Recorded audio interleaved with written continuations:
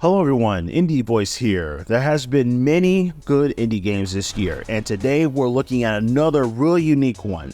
Using a mixture of stealth and beat 'em up mechanics makes it even more enjoyable, even though it is focused more on the beat 'em up side of its entire thing. But the stealth mechanics are also really well done to put it out there. Today we're looking at a game called Raw Metal. As I mentioned before, the game focuses on stealth mechanics as you go through floor to floor, but it also uses beat 'em up mechanics when you get caught by the enemy or sneak attack on them. Interestingly enough, you can become unbeatable with the right combo moves and armor sets. Remember to evade and jump back whenever you try to get the drop on your enemies in combat. Then you can find more armor pieces to help increase your survivability. The armor I liked personally throughout playing this entire game was the emergency shock vest. It shocks everything in the vicinity that you're in. So the cameras are off, all the lights are off. So if you happen to have a shadow build where you do more damage in the shadows, that's probably the best thing you could use, which can help you survive a near-death experience. Even the gadgets have some uses in the fights.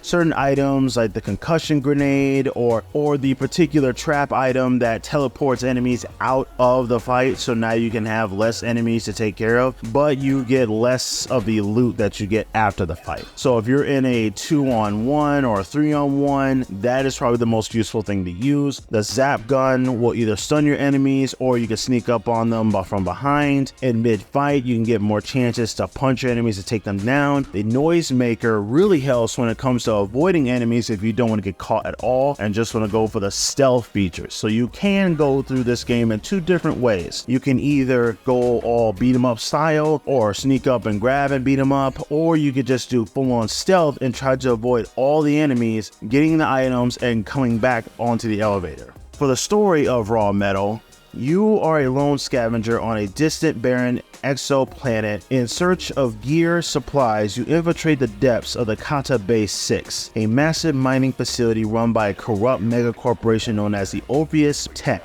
Sneak through the mines undetected, clever utilizing various gadgets and equipment to your advantage. But be aware, if you are caught, you need to rely on your combat skills for fighting chance to escape.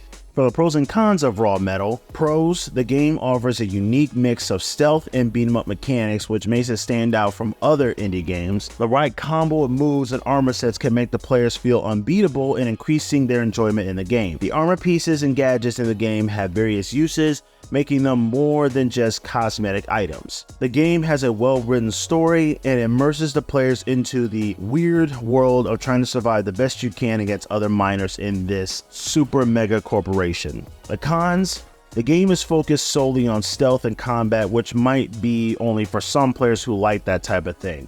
The game sometimes feels a bit repetitive, especially when players are stuck on a particular area. When it comes to the tutorial level when you first start out, there was a bit of not much explanation when it comes to leaving this particular area to escape to save all the armor sets you have and then coming back in. So it's a bit confusing when that wasn't mentioned as much, but again, these are just very small things. Feeling the repetitiveness of the game, it is kind of a constant come back and go, so that might be a little bit boring to some players.